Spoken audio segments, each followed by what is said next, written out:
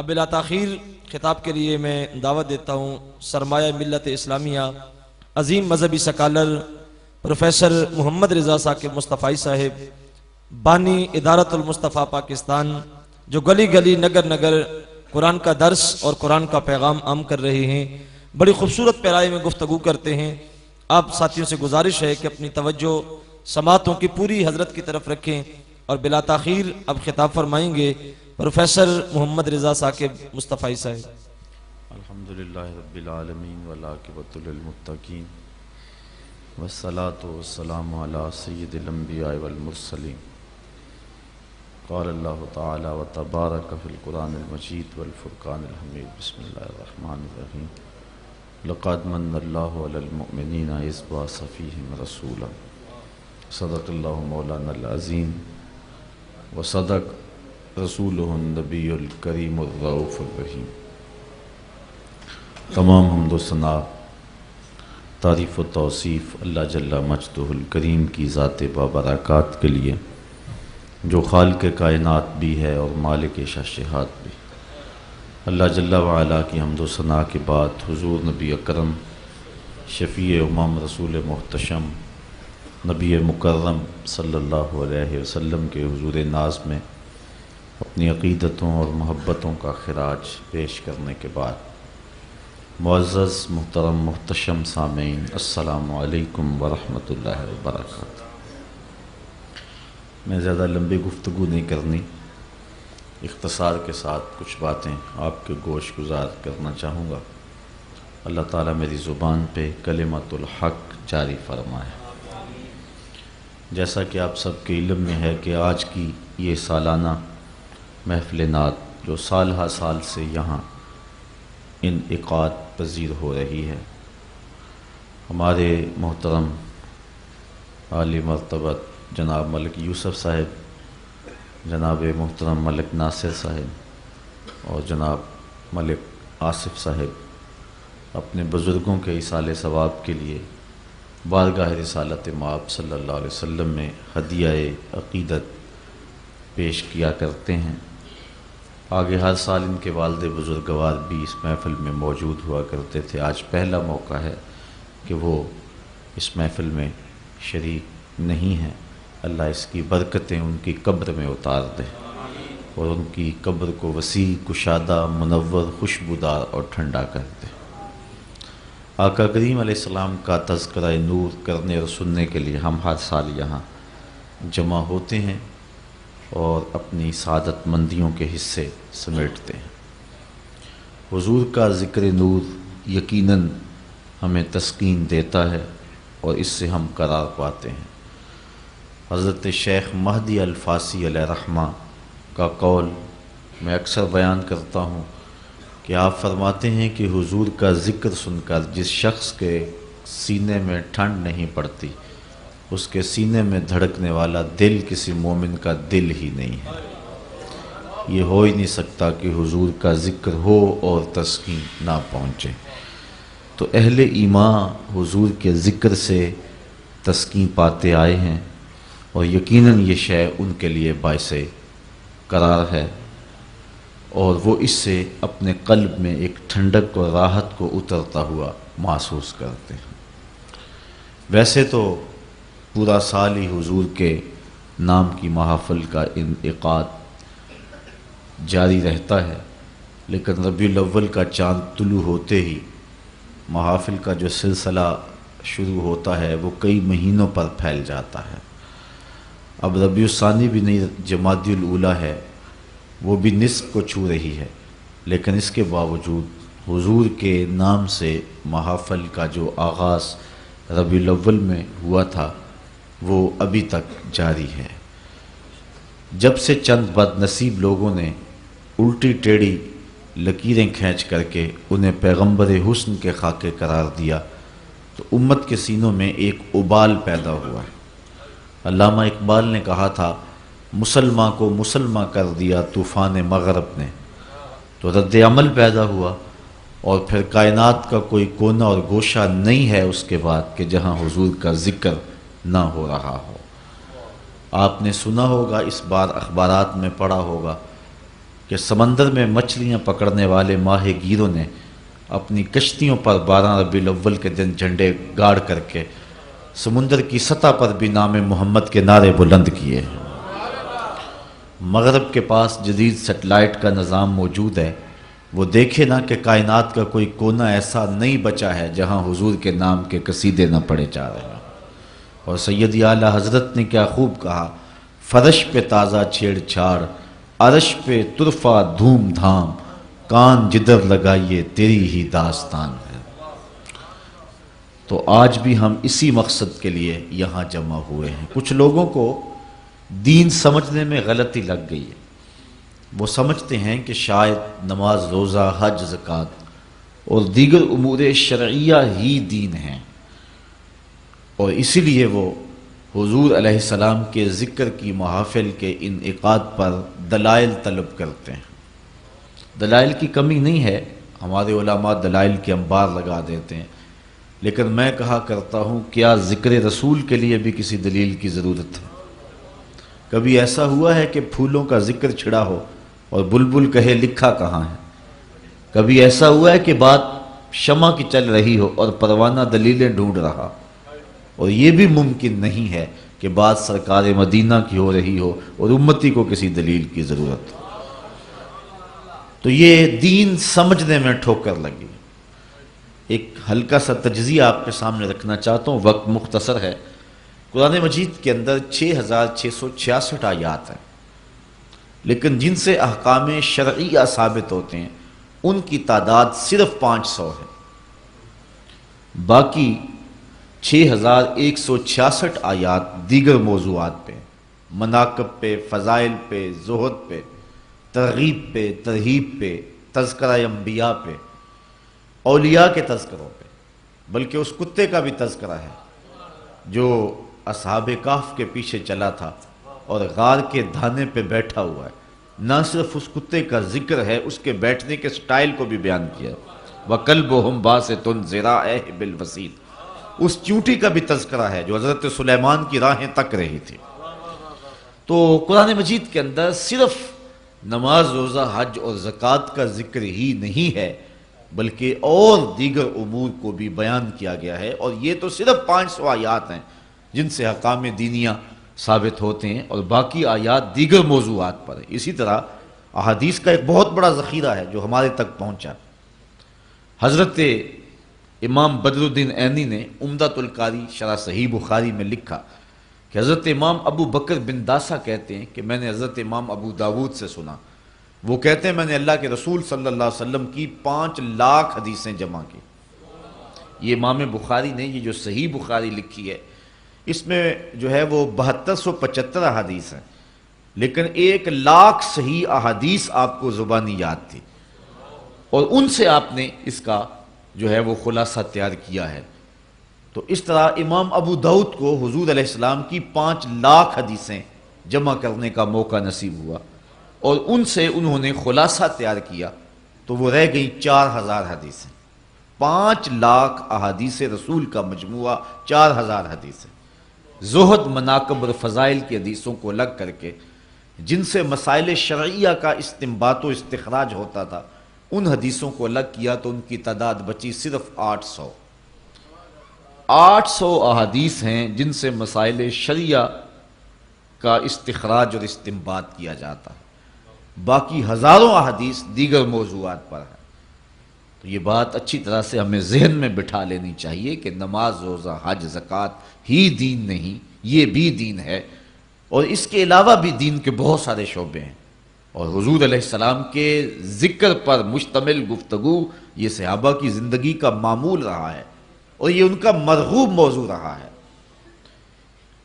آؤ دین کی باتیں کریں، اس سے صرف نماز، روزہ، حج ہی مراد نہیں ہے، دین کی باتوں میں حضور کا ذکر بھی آتا ہے، اور صحابہ کی مجالس جس طرح دین کی تفہیم، نماز روزہ کی تدریس اور اس کے ابلاغ کے لیے منعقد ہوتی تھیں، الگ سے صحابہ کی مجالس کا انعقاد جو ہے وہ ہوتا تھا حضور کے خالص ذکر کے لیے، اور اس پر صحابہ میں سینکڑوں احادیث موجود ہیں۔ میں آپ کے سامنے صرف 3 احادیث رکھنا چاہوں گا اور آپ کی توجہ مجھے ایک لمحے کی درکار ہے، چونکہ رات اس وقت میں داخل ہو چکی ہے کہ آپ پوری توجہ کریں گے، نہیں تو نیند آپ کو دبوچ لے گی۔ تو ایک روایت ہے جس کو امام مسلم نے روایت کیا ہے، امام نسائی نے روایت کیا ہے، امام ترمذی نے روایت کیا ہے، حدیث صحیح ہے۔ حضور نبی رحمت صلی اللہ علیہ وآلہ وسلم تشریف لائے تو صحابہ بیٹھے ہوئے تھے، اور بیٹھ کر کے کسی مضمون پہ ان کی گفتگو تھی اور کسی عنوان سے وہ آپس میں مصروف تھے۔ تو آقا کریم نے آ کر کے پوچھا کہ ما اجلسکم، میں یہ لفظ پڑھ رہا ہوں یہ سنن نسائی کے ہیں، ویسے مسلم میں بھی روایت ہے، ترمذی میں بھی روایت موجود ہے۔ آقا کریم نے کہا ما اجلسکم، تمہیں کس شے نے یہاں بٹھایا ہوا ہے؟ آپ سے بھی کوئی پوچھ سکتا ہے نا، رات کا پچھلا پہر ہو رہا ہے، آپ لوگ سارا دن مصروف رہے ہیں، کوئی بندہ بھی آج کل فارغ نہیں ہے، تو آج یہاں اتنی دیر تک آپ کیوں بیٹھے ہوئے ہیں؟ تو کوئی سوال کر سکتا ہے، تو آپ اس کا کوئی جواب تو دیں گے اسے۔ تو حضور علیہ السلام نے صحابہ کو کہا ما اجلسکم، تم کیوں بیٹھے ہوئے، تمہارے جلسے کا مقصد کیا ہے، مقصد جلوس کیا ہے؟ تو صحابہ نے جو جواب دیا وہ جواب سنیے۔ انہوں نے کہا جلسنا نذکر اللہ، جلسنا ندعو اللہ وَنَحْمَدُهُ عَلَى مَا هَدَانَا لِدِينِهِ وَمَنَّ عَلَيْنَا بِكَ، آج کے جلسے کا مقصد یہ ہے کہ اللہ نے آپ کی صورت میں ہمارے اوپر جو کرم کیا ہے اس پر اللہ کا شکریہ ادا کرنے کے لیے بیٹھے ہوئے ہیں۔ اب مجھے بتاؤ میلاد اور کیا ہے؟ یہ لفظ مسلم میں نے پڑھے ہیں، جو ہے وہ نسائی کے، اب مسلم کے لفظ تھوڑے سے مختلف ہے۔ اس میں حضور نے کہا ما اجلسکم، تو یہاں ہے ندعو اللہ ونحمدہ، وہاں یہ ہے نذکر اللہ ونحمدہ علی ما ہدانا للاسلام، یہاں لدین ہی ہے، یہاں للاسلام ہے، یہ تھوڑے سے لفظوں کے ساتھ فرق ہے، حدیث ایک ہی ہے، مفہوم ایک ہی ہے۔ تو کہا صحابہ یہاں تمہیں کس نے بٹھایا ہوا ہے، کیوں بیٹھے ہوئے ہو؟ عرض کی جلسنا ندعو اللہ ونحمدہ، ہم اللہ کی تعریف کر رہے ہیں اور اللہ کو پکار رہے ہیں اور اس کا شکریہ ادا کر رہے ہیں۔ کس بات پہ؟ علی ما ہدانا لدینہ، کہ اس نے ہمیں دین کی ہدایت دی، وَمَنَّ عَلَيْنَا بِكَ، اور آپ کی صورت میں ہمارے اوپر احسان کیا کہ آپ عطا کر دی۔ یہاں حضرت حسان بن ثابت کی بولی دیکھیے، وہ کہتے ہیں مَنَّ عَلَيْنَا رَبُّنَا أَمْ بَعَثَ فِينَا مُحَمَّدًا صلی اللہ علیہ وسلم، ہمارے رب نے ہمارے اوپر یہ احسان کیا ہے کہ حضور عطا کر دیا۔ اگر اسی کو اردو میں ڈھالیں تو لفظوں کی ترتیب یوں ہوگی کہ فضل رب العلا اور کیا چاہیے، مل گئے مصطفیٰ اور کیا چاہیے، منا علینا ربنا ام بعث فینا محمد، یہ حضرت حسان بن ثابت کے لفظ ہیں رضی اللہ تعالیٰ عنہ۔ تو صحابہ نے کہا کہ آج ہم بیٹھے اس لیے ہیں کہ آپ کی صورت میں ہمارے اوپر جو کرم ہوا ہے اس پر اللہ کا ذکر کریں۔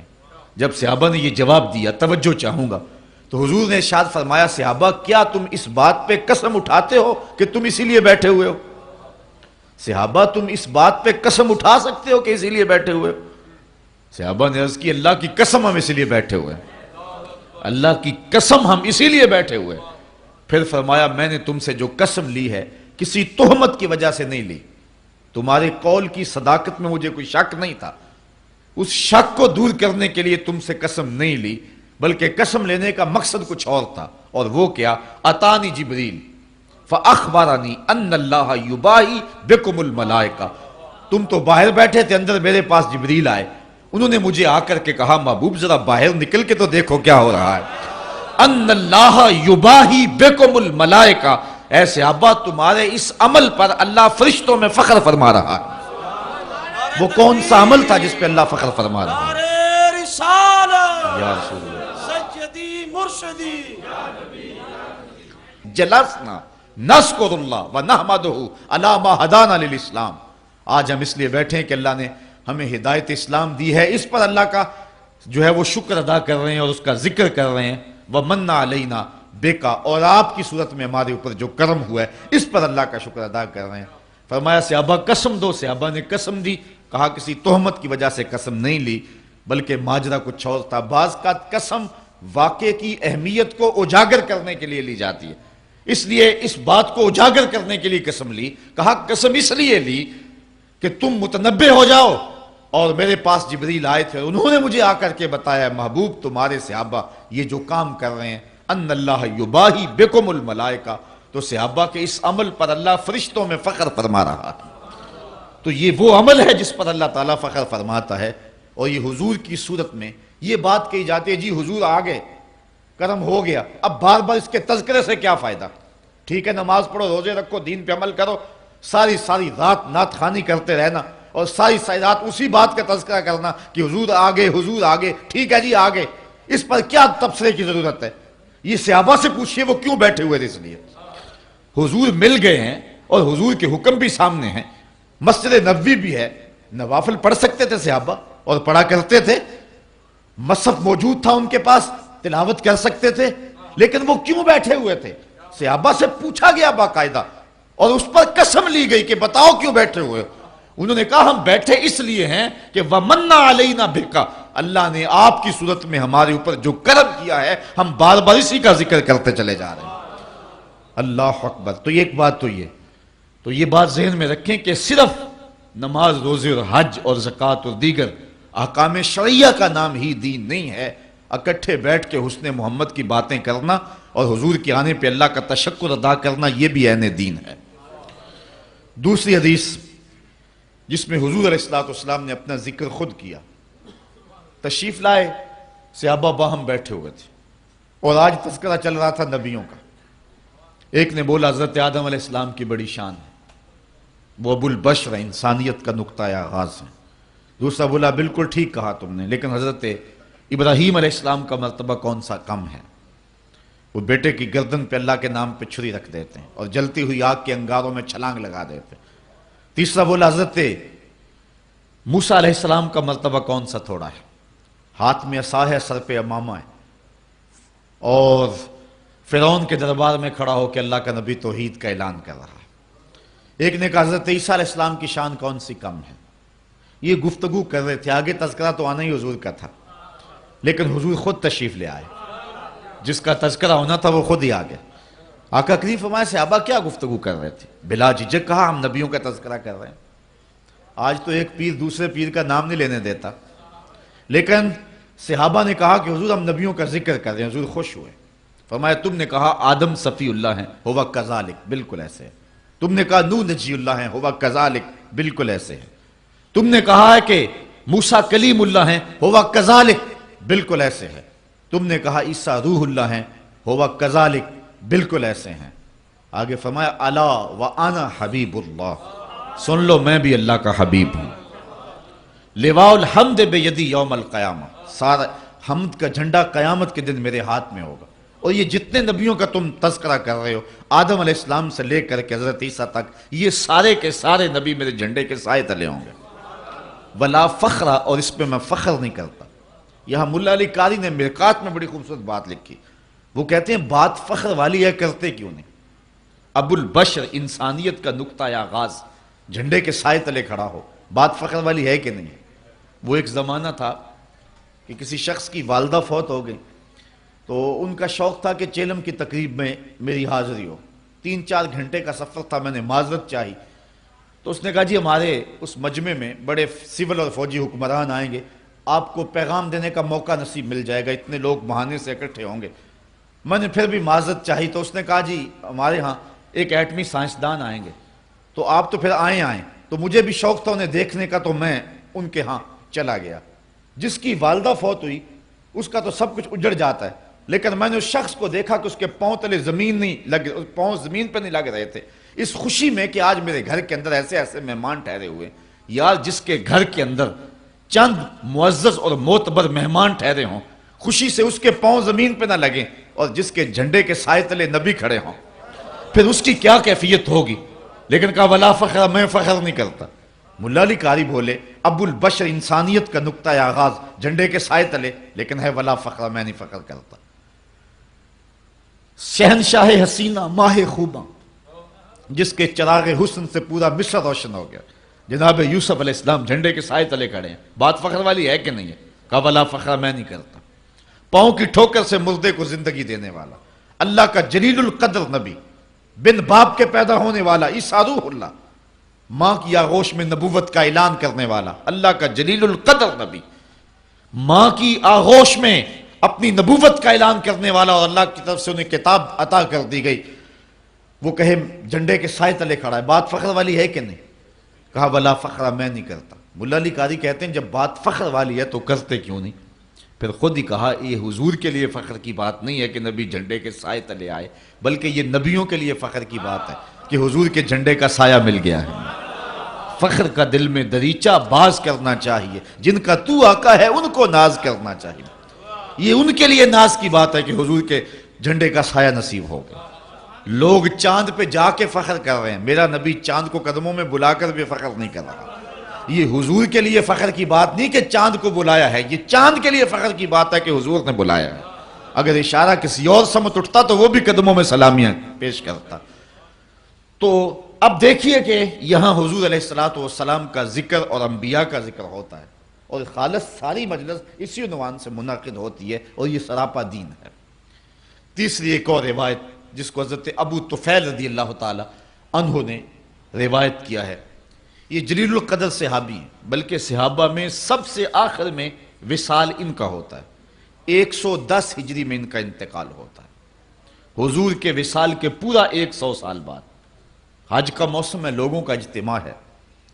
حضرت ابو طفیل اونچے ٹیلے پہ چڑھ گئے، لوگوں کی طرف اشارہ کر کے کہا لوگوں میری جانب آؤ، اس وقت روئے زمین پہ میرے علاوہ کوئی نہیں ہے جس نے حضور کو دیکھا، صرف یہی 2 آنکھیں ہیں جنہوں نے جمال محمد عربی کی زیارت کی۔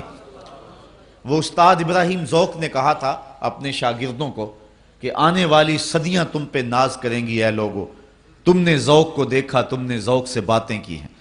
جس نے استاد ذوق کو دیکھا اس پہ تو زمانہ ناز کرے، پھر جن نگاہوں نے جمال رسول کو دیکھا ہے صلی اللہ علیہ وسلم، تو پھر ان آنکھوں پر ناز کیوں نہ کیا جائے۔ تو حضرت ابو طفیل اونچی جگہ پہ کھڑے ہو کر کے کہتے ہیں لوگو آؤ، اس روئے زمین پہ اب میرے علاوہ کوئی نہیں ہے جس نے حضور کو دیکھا ہو، آؤ مجھے حضور علیہ السلام کے بارے میں پوچھو۔ یار میرے جیسا کج مج شخص اگر حضور کا ذکر کرنے کے لیے جمع ہو، حاضر ہو، تو کتنے لوگ جمع ہو جاتے ہیں حضور کا ذکر سننے کے لیے۔ یہ میرے لیے کوئی نہیں آیا، یہ ذکر رسول کے لیے آئے ہیں۔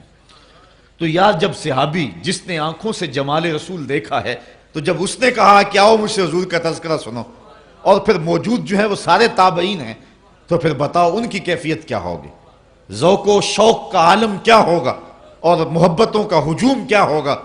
تو لوگوں نے اکٹھے ہو کر کے ہجوم کر کے حضرت ابو طفیل کے چاروں طرف گھیرا ڈال لیا اور کہا صف لنا رسول اللہ صلی اللہ علیہ وسلم، ہمیں حضور کا حلیہ بیان کر دیجئے، ہمیں بتائیے حضور کیسے تھے۔ تو حضرت ابو طفیل نے 3 لفظوں میں حضور کا حلیہ بیان کیا۔ وہ 3 لفظ آسان ہیں، اگر آپ یاد کر سکیں تو حضور کے وصاف اور حلیہ نگاروں میں آپ کا نام بھی شامل ہو جائے گا کہ آپ کو بھی حضور کا حلیہ آتا ہے۔ ایک تو لمبے تذکرے حضور کے حلیے پہ، امام ترمذی نے پوری کتاب لکھی ہے شمائل ترمذی، علماء نے اس پر اور بہت کچھ لکھا ہے، لیکن یہ 3 لفظوں میں حضرت ابو طفیل نے جو ہے وہ حضور کا حلیہ بیان کیا۔ لوگوں نے کہا صف لنا رسول اللہ صلی اللہ علیہ وسلم، ہمیں حضور کا حلیہ بیان کیجئے۔ تو حضرت ابو طفیل نے کہا کان رسول اللہ صلی اللہ علیہ وسلم ابیض ملیحن مقصدہ۔ 3 لفظوں میں حضور کا حلیہ، ایک تو چٹے رنگ کے تھے، حضور کا حلیہ بیان کیا، ایک تو سفید رنگ کے تھے، ابیض۔ اللہ اکبر، یہ ابیض کا لفظ حضور کے لیے انہوں نے بولا۔ ویسے بعض کتابوں میں ازہر اللون کے لفظ ہیں، حضور کا رنگ چمکدار تھا۔ معبد نے جو حضور کا حلیہ بیان کیا ہے تو اس کے لفظ ہیں رأیت رجلا ظاہر الوضاء، میں نے ایک ایسا شخص دیکھا جس کا چہرہ نکھرا ہوا تھا۔ اللہ اکبر، یہ بنو خزاعہ کی عورت تھی۔ ہجرت کی رات حضور علیہ السلام اس کے مکان کے قریب سے گزرنے لگے تو بھوک کی جو ہے وہ شدت حضور کو محسوس ہوئی، تو یہاں رکے اور اس کو کہا کہ اگر کچھ ہے ہمارے تو ہمیں پیش کرو۔ تو اس نے کہا کہ میں ایک دیہاتی عورت ہوں اور ایک عرب خاتون ہوں، عربوں کے ہاں مہمان آ جائے وہ تو سب کچھ لٹا دینے کے لیے تیار ہوتے ہیں، اور پھر مہمان بھی اتنے سونے آ جائیں۔ وہ کہتی ہے لو کانت اندی شیون ما آوازکم الکرا، اگر میرے پاس کچھ ہوتا تو میں کچھ کسر نہ چھوڑتی، میں رج کے خدمت کرتی، لیکن افسوس یہ ہے کہ اس وقت جب آپ آئے ہو میرے پاس کچھ ہے نہیں کہ جو آپ کے لیے پیش کر سکوں، اور اس کا مجھے افسوس رہے گا۔ ایک کونے میں بکری بندھی ہوئی تھی، حضور نے ارشاد فرمایا اگر تم کہو تو اس کا دودھ دھو لیں۔ اس نے کہا اس کی تو ہڈیوں میں گودا بھی نہیں ہے، چلنے کے قابل بھی نہیں کہ ریوڑ کے ساتھ جاتی۔ فرمایا اگر تم اذن دیتی ہو تو ہم اس کا دودھ دھو لیتے. اس نے کہا مجھے کیا اعتراض ہو سکتا ہے, اگر یہ دودھ دیتی ہے تو مجھے کیا اعتراض ہے. حضرت ابو بکر صدیق رضی اللہ تعالیٰ عنہ نے آگے بڑھ کے بکری کو کھولا. حضور نے دست برکت, دست شفا, دست نور اس بکری کی پشت پہ پھیرا. راوی کہتا اس نے ٹانگیں چوڑی کر دی اور اس کی کھیری میں دودھ اتر آیا. حضور نے فرمایا برتن لاؤ. بکری کا پاؤ 1.5 پاؤ دودھ ہوتا, اس نے چھوٹا سا برتن پیش کیا. حضور نے جب دودھ دھویا تو راوی کہتا ہے کہ جھاگ اٹھنے لگی. جھاگ اٹھنے سے مراد یہ ہے کہ دودھ کثرت سے تھا اور دودھ کی تیزی بہت تھی, اس لیے جھاگ اٹھی. برتن بھر گیا. فرمایا دوسرا برتن لاؤ. وہ لایا گیا, وہ بھی بھر گیا. تیسرا لایا گیا, حتیٰ کہ ام معبد کے گھر کی تھالیاں بھی دودھ سے بھر گئیں. لیکن دودھ اب بھی ختم نہیں ہوا. لگتا تھا اللہ نے بکری کے تھنوں کا تعلق کوثر کی نہر سے جوڑ دیا تھا. اب ہوا یہ کہ سب نے شراب ہو کر کے پیا اور آقا کریم علیہ الصلوۃ والسلام نے دعائے برکت دی اور حضور ام معبد کا شکریہ ادا کر کے چلے گئے.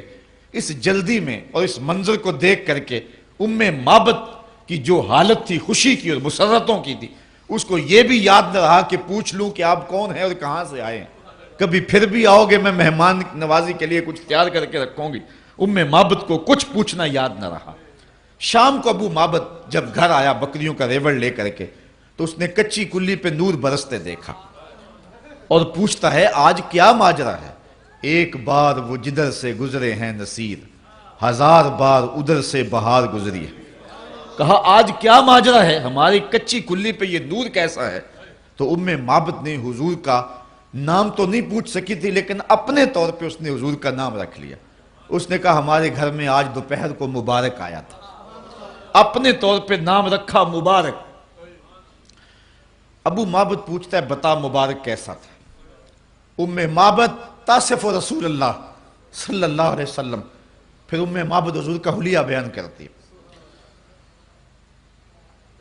بچپن میں ایک کتاب نظر سے گزری تھی, علموا اولادکم محبت رسول اللہ صلی اللہ علیہ وسلم. ڈاکٹر عبدہ یمانی ایک عرب رائٹر ہے, ان کی کتاب ہے. تو میرا خیال ہے, مجھے یاد پڑ رہا ہے کہ میں نے عربی میں پہلی کتاب یہی پڑھی تھی. تو اس میں ام معبد کا جو ذکر کیا ہے نا, تو اس نے اس کا جو عنوان قائم کیا ہے, ام معبد کی حدیث کا جو عنوان قائم کیا ہے, وہ میری زبان سے نکلا تو مجھے پرانا دور یاد آ گیا. یہی اس نے عنوان مقرر کیا, ام معبد تاصف رسول اللہ صلی اللہ علیہ وسلم. اتنا خوبصورت عنوان اس نے رکھا ہے. وہ جو ہیڈنگ دیا اس نے وہ یہ ہے, ام معبد تاصف رسول اللہ. وہ کہتا ہے ام معبد حضور کا حلیہ بیان کرتی ہے. اب اس کے نیچے ساری حدیث بیان کی ہے. تو ام معبد نے کہا کہ اے میرے شوہر میں کیا بتاؤں وہ مبارک کیسا تھا. رأیت رجلا ظاہر الوضاۃ, میں نے ایسا شخص دیکھا کہ جو بالکل چمکدار چہرے والا تھا. وسیم کسیم, خوبصورت تھا, خوب رو تھا. وفی عینہ داج, اس کی آنکھوں میں جو ہے وہ سیاہی تھی. ایک ایک حضور کے عضو کا تذکرہ کیا, لیکن اس کے 2 لفظ میں آپ کے سامنے رکھوں گا اور آج کی مجلس میں آنے کا مل پڑ جائے گا. 2 لفظ ہے لیکن حد کر دی اس نے. ام معبد نے کہا میرے شوہر میں کیا بیان کروں وہ کیسا تھا. اس کا حلیہ 2 لفظوں میں سن لو. کہتی ہے ام معبد اپنے شوہر کو, کہتی ہے ابہن الناس احسنہ من بعید و اجملہ من قریب. میرے شوہر میں کیا بتاؤں وہ کتنا سونا تھا. وہ اتنا سونا تھا جب دور سے آتا تھا تو سونا لگتا تھا, جب نیڑے آ گیا تو اور سونا لگتا تھا. کچھ لوگ ہیں دور سے اچھے لگتے ہیں, قریب سے بھلے نہیں لگتے. اور اس میں اس نے صرف حضور کا حلیہ بیان نہیں کیا, حضور کی سیرت بھی بیان کی. بہت کچھ لوگ دور سے اچھے لگتے ہیں, رشتہ داری کر کے دیکھو تو پتہ چلتا ہے کیا. دور سے بھلے لگتے ہیں, قریب آئیں تو کچھ اور ہوتا ہے. وہ کیا کسی نے کہا تھا, اس کے لہجے میں یوں تو برف تھی لیکن جو چھو کے دیکھا تو ہاتھ جل گئے. دور سے بھلے اور قریب آئیں تو کان پھٹتے ہیں اور دور سے ڈھول سہانے دکھائی دیتے ہیں. کچھ لوگ دور سے سونے لگتے ہیں, کچھ قریب سے سونے لگتے ہیں, اور کچھ نہ دور سے سونے لگتے ہیں نہ قریب سے سونے. اس نے کہا لیکن یہ ایسا تھا کہ دور تھا تو سونا لگتا تھا, قریب آیا تو اور سونا لگتا تھا. اللہ اکبر, حد کر دی ام معبد نے. اچھا, ابو معبد روزانہ شام کو جب بکریوں کا ریوڑ لے کر کے آتا ہے اور ام معبد کھانا لے کر کے آتی ہے اپنے شوہر کے لیے, تو معبد جب کھانا پیش کرنے لگتی ہے تو ابو معبد کہتا ہے کھانا رہنے دو، کھانا بعد میں کھائیں گے، پہلے مبارک کی باتیں تو سناؤ۔ روزانہ ان کے گھر میں مبارک کی باتیں ہوتی ہیں۔ اگر اس کو میں سادے لہجے میں کہہ دوں، شاہ صاحب کہہ رہے تھے سادہ معجزہ، سادے لہجے میں کہوں یا سنی لہجے میں کہہ دوں تو روزانہ ان کے گھر میں محفل میلاد ہوتی ہے، چونکہ حسن محمد کے قصیدے پڑھنا ہی تو محفل میلاد ہے نا۔ اللہ اکبر۔ تو ابو معبد جب آتا ہے شام کو ریوڑ لے کر کے، معبد بکریاں لے کر کے آتی، وہ روٹی لے کر کے آتی ہے، کھانا لے کر کے آتی ہے، ابو معبد کہتا ہے کھانا بعد میں کھائیں گے، پہلے مبارک کی باتیں سناؤ۔ روزانہ ان کے گھر میں مبارک کا ذکر چلتا ہے۔ کبھی کبھی وہ بچہ بھی بولتا ہے امی مبارک نے یوں ہاتھ رکھا تھا اور اس طرح بکری نے ٹانگیں چوڑی کر دی تھی۔ ابو معبد کہتا ہے کبھی مبارک پھر پلٹ کے آیا، میں اب بکریاں دور نہیں لے کے جایا کروں گا، ان آس پاس پہاڑوں میں رہوں گا، جب بھی کبھی مبارک آئے تو بچے کو دوڑا دینا، دیر نہ کرنا، میں بھی مبارک سے ملنا چاہوں گا۔ اچھا، ابو معبد بکریاں لے کے گیا ہوا ہے، معبد گھر کا سودا سلف لینے کے لیے قریبی بستی میں گئی، سودا نہیں مل رہا، چلتے چلتے آگے چلی، چلتے چلتے مدینہ منورہ پہنچ گئے۔ بازار میں سودا خرید رہی تھی کہ حضرت ابو بکر صدیق گزرے رضی اللہ تعالی عنہ۔ معبد نے تو نہیں دیکھا لیکن بچے نے دیکھ لیا۔ اب بچے نے جو کہا وہ لفظ سنیے، میں وہ سارے لفظ آپ کے سامنے رکھوں گا، گو اس کا ترجمہ نہ بھی کروں تو پھر بھی آپ لفظوں کے اندر جو ہے وہ خوشی کا اظہار ہے اور جو کیفیت ہے لفظوں کی، اس سے پتہ آپ لگائیں گے کہ کتنی خوشی کا عالم تھا۔ وہ بچہ خوشی سے اچھلا اور کہنے لگا یا اماں ہو حاضر رجل الذی کانا مال مبارک، امی یہ وہ بندہ جا رہا جو اس دن مبارک کے ساتھ تھا۔ معبد نے سودا چھوڑا اور حضرت ابو بکر صدیق کے پیچھے، اور پوچھتے ہیں تم تو مل گئے ہو، مبارک کدھر ہے؟ حضرت ابو بکر صدیق حیران ہو گئے، یہ کس مبارک کا پتہ پوچھ رہے ہیں، نام تو خود ہی رکھا ہوا تھا۔ تو کہا وہی جس نے بکری کی پشت پہ ہاتھ پھیرا تھا، آپ سمجھ گئے یہ تو وہ راستے والی خاتون ہے۔ کہا آؤ تمہیں مبارک کے ڈیرے پہ لے چلو۔ حضور صحن مسجد نبوی میں تھے تو معبد اور اس کے بچے کو جناب سیدنا صدیق اکبر رضی اللہ تعالی عنہ لے گئے۔ جب حضور کو دیکھا تو معبد جو ہے وہ اس کا بچہ پکار اٹھا، امی وہ دیکھو مبارک بیٹھا ہوا۔ حضور کی خدمت میں حاضر ہوئے، آقا نے دین اسلام پیش کیا، انہوں نے قبول کیا۔ واپس پلٹے شام کو ابو معبد جب بکریاں لے کر کے گھر آیا تو اس نے کچی کلی پہ پھر انوار دیکھے، ان کی آنکھوں میں پھر چمک دیکھی۔ پوچھتا ہے آج تم نے بلایا کیوں نہیں، مبارک پھر آیا تھا؟ انہوں نے کہا مبارک تو نہیں آیا لیکن ہم اسے مل لائے ہیں، ہم اس کی زیارت کر رہے ہیں۔ کہا کون ہے اور کہاں رہتا ہے؟ کہا جسے دنیا محمد کہتی ہے وہی تو مبارک ہے۔ اللہ اکبر۔ سیرت نگار لکھتے ہیں یہ بکری عام الرمادہ تک حضرت معبد کے پاس موجود رہی۔ یہ حضرت عمر فاروق کے دور کے اندر قحط کا ایک سال آیا تھا، جبکہ سبزے خشک ہو گئے تھے اور کہیں سے نہ پانی ملتا تھا نہ سبزہ ملتا تھا، لیکن جس کو دودھ کی ضرورت ہوتی معبد کے ڈیرے سے مل جاتا تھا۔ عام الرمادہ تک راوی کہتا ہے ہمیں پتہ ہے کہ اس وقت تک تو بکری معبد کے پاس موجود تھی، چونکہ پورے علاقے سے کہیں سے دودھ ملے نہ ملے معبد کے ڈیرے سے اس بکری کا دودھ ضرور ملتا تھا، اس لیے اس دور تک بھی وہ بکری زندہ رہی اور برابر دودھ دیتی رہی۔ بعد میں کتنی دیر تک زندہ رہی سیرت نگار اس پہ خاموش ہے۔ تو معبد نے جو حضور کا حلیہ یہاں بیان کیا تو وہ کہتی ہیں رأیت رجلا ظاہر الوضاء، میں نے ایک ایسا شخص دیکھا جس کا چہرہ چمک رہا ہے۔ حضرت ابو طفیل نے کہا کان رسول اللہ صلی اللہ علیہ وسلم ابیضا، حضور چٹے رنگ کے تھے۔ ویسے حضور کے دادا محترم نے حضور کا عرفی نام بھی یہی رکھا ہوا تھا، دادے پوتوں کا نام رکھ لیتے ہیں نا، تو حضور کا عرفی نام حضرت عبد المطلب نے یہی رکھا تھا۔ جب لاڈ سے پکارتے کہتے یا ابیت، اے گورے رنگ والے، اور بلکہ حضور کے چچا جناب ابو طالب کا جو قصیدہ ہے اس میں یہی لفظ ہیں وَأَبْيَضُ يُسْتَسْقَى الْغَمَامُ بِوَجْهِهِ سَمَالُ الْيَتَامَى عِصْمَةٌ لِلْأَرَامِلِ، یہ میری گوری رنگت والا بھتیجا جس کے چہرے کو دیکھ کے بادل امٹ کے آ جاتے، جو یتیموں کا سہارا ہے اور بیواؤں کا آسرا ہے۔ کہ ایک تو حضور چٹے رنگ کے تھے، دوسرا فرمایا ملیحن، نمکین حسن رکھتے تھے، ملاحت تھی حسن میں، صباحت بھی حسن کا جمال ہے اور حسن کی کشش صباحت میں بھی بہت ہے، لیکن جو مزہ ملاحت میں ہے، حسن نمکین میں ہے، وہ حسن صبی میں نہیں ہے۔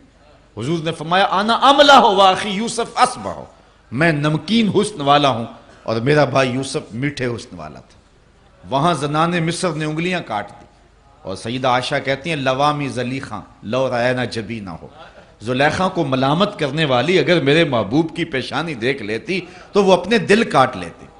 اور سید اعلی حضرت کا یہاں انداز دیکھیے، تضاد کا شعر ہے، شاہ صاحب سے موجودگی سے میں فائدہ حاصل کروں، میں نے ولی دکنی سے لے کر کے غالب اقبال تک تقریباً تمام شعرائے جو ہے وہ ادب کو اردو کو پڑھا ہوا ہے۔ کسی زمانے میں ایک شوق ہوا جب کہ ہم جو ہے وہ فاضل اردو کرنے لگے تو ایسا شوق چڑھا کہ سارے جتنے بھی شعراء تھے ان کو پڑھ ڈالا۔ تو میں نے یہ کئی ایسی مجالس میں دعویٰ کیا ہے جہاں شعراء بھی موجود تھے کہ ولی دکنی سے لے کر کے اقبال غالب تک تضاد کا کوئی شعر اعلی حضرت کے شعر کا جوڑ نہیں ہے۔ تضاد یہ ہے کہ شاعر ایک مصرے میں ایک بات کہے، دوسرے مصرے میں اس کا تضاد لائے۔ کسی شعر میں ایک تضاد ہوتا ہے، کسی میں دو، کسی میں تین، کسی میں چار، اور یہاں دیکھیں 6 تضاد ہیں۔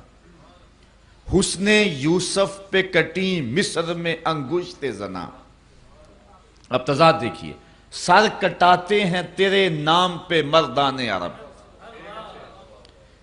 ادھر عورتیں ہیں ادھر مرد ہیں، وہ عورتیں بھی مصر کی، یہ مرد بھی عرب کے، اور انہوں نے دیکھ کر اور انہوں نے صرف سن کر اور ان کی انگلیاں کٹیں، ان کے سر کٹتے، اور ان کی انگلیاں کٹیں ماضی کی کہانی، کٹاتے ہیں مضارع ہے، تسلسل جاری ہے، عامر چیمہ نے ابھی کل گردن کٹوائی، اور ادھر کٹیں یہ بے اختیاری میں ہوا ہے، لازم ہے، اور کٹاتے ہیں متعدی ہے، کسب پایا جاتا ہے، اور ادھر انگلیاں کٹ گئیں ایمان پھر بھی نہ لائیں، ادھر ایمان پہلے لائے سر پھر کٹائے۔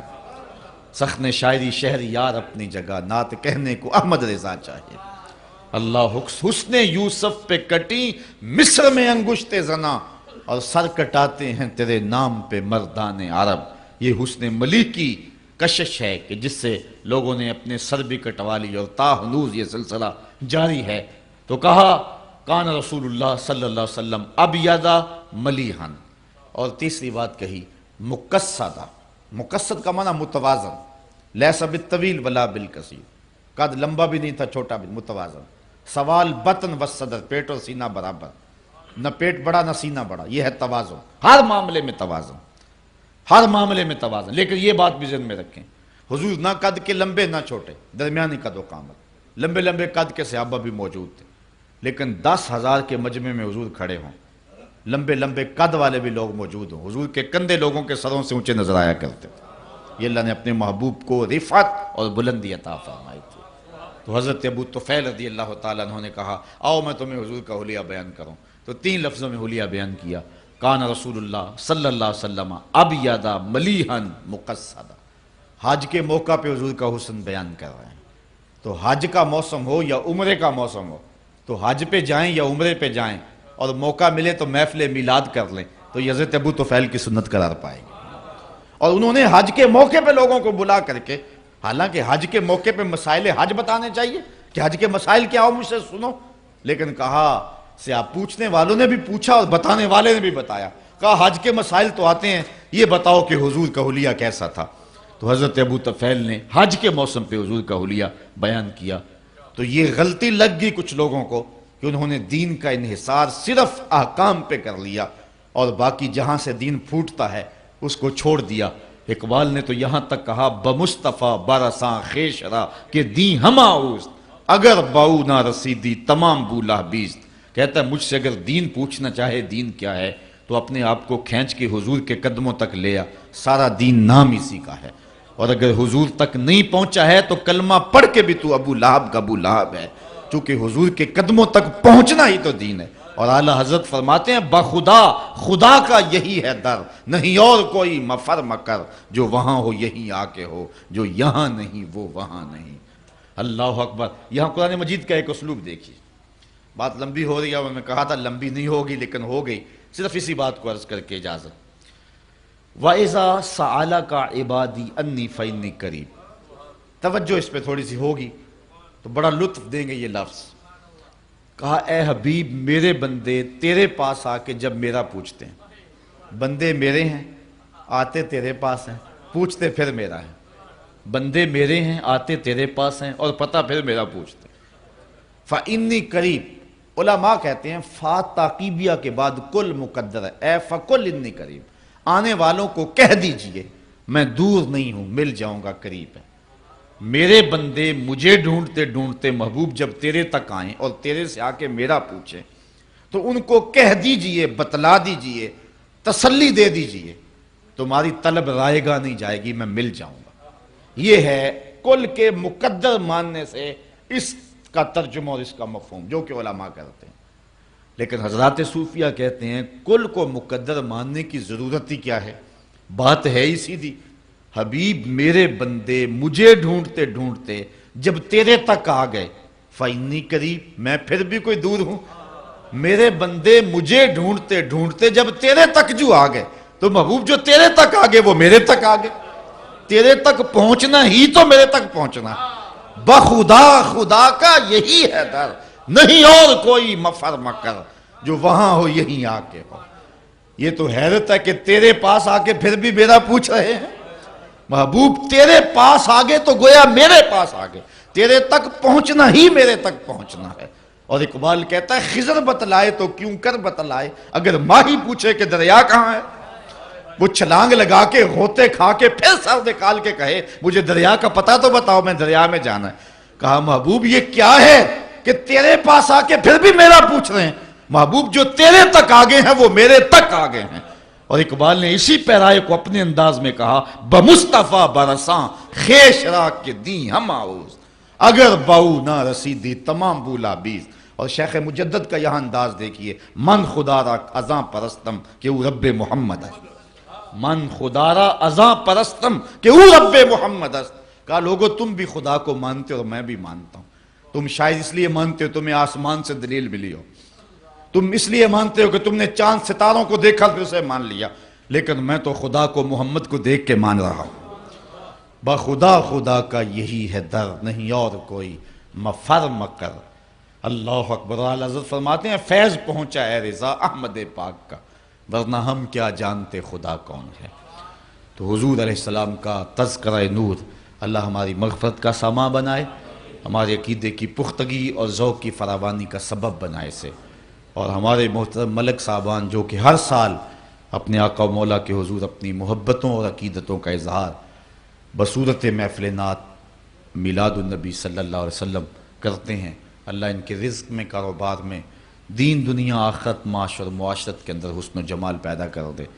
بالخصوص آج کی مجلس میں باقی دعاؤں کے ساتھ ساتھ ان کے والد بزرگوار کے لیے بالخصوص دعا ہے، اللہ انہیں آخرت کے گھر کی بہتریاں اور جمال درست بہتر اور حسن اور جمال نصیب فرما دے، اور ان کی قبر کو ٹھنڈا وسیع کشادہ منور اور خوشبودار کر دے۔ دعا کر الحمدللہ رب العالمین والصلاة والسلام علی سید الانبیاء والمرسلین، اللہم انی اسألک العفو والعافیت والمعافات الدائمۃ فی الدین والدنیا والآخرہ۔